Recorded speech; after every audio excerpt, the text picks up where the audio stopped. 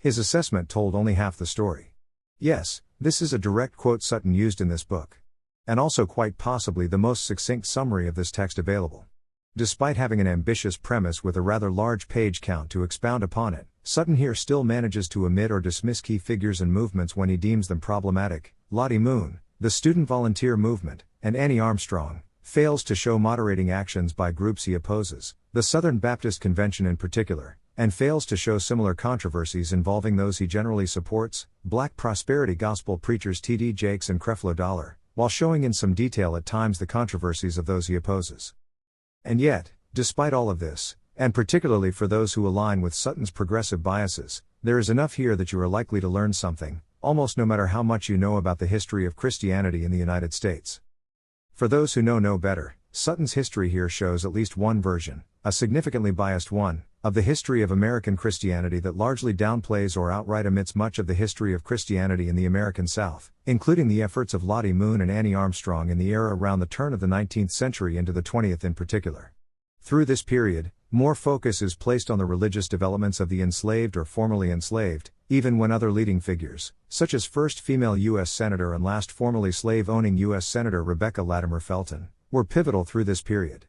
Further, key Southern revivalists such as Sam Jones are omitted entirely, even when similarly situated and influential Black, Northern preachers are later discussed, and even when discussing white Northern predecessors and successors to Jones's style, such as Billy Sunday, the real one that the fictional character played by Robert De Niro in Men of Honor claimed no relation to, or Billy Graham. And yet, for those who perhaps don't know much about the history of American Christianity at all, there is truly enough here that warrants reading this book. As I noted above, you're truly going to learn at least a little. You just also need to treat this as a biased primer and actively seek out a more complete picture, including from original sources such as Felton's Country Life in Georgia in the Days of My Youth or Jeff Gwynn's excellent chronicle of the siege at the Branch Davidian Compound, Waco.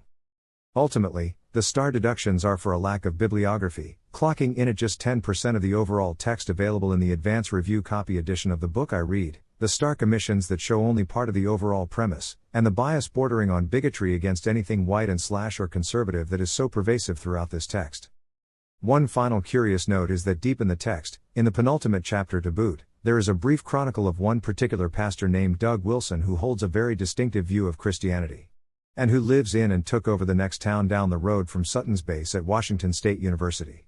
While there is no public record of any animosity between the two, the lack of balance and clear bias towards perspectives even remotely similar to Wilson seems more than coincidental, though again, to be crystal clear, there is zero public evidence to support this. Still, that particular passage made me wonder, and I leave it to you, the reader of my review and possibly reader of Sutton's book, to draw your own conclusions there. Those that have a conservative lean to their politics and / or religion are likely going to want to defenestrate this book long before completing its 600-ish pages. Don't. There really is enough through most of this text that you're going to learn something. Those who lean more in Sutton's direction will likely praise this book quite highly. Again, I leave it to you, the reader of my review, to decide for yourself whether to read this book or not, and I do hope that if you decide to read it at all, even if you wind up DNFing it, that you'll leave your own review and tell all of us what you thought of the text and why. Recommended.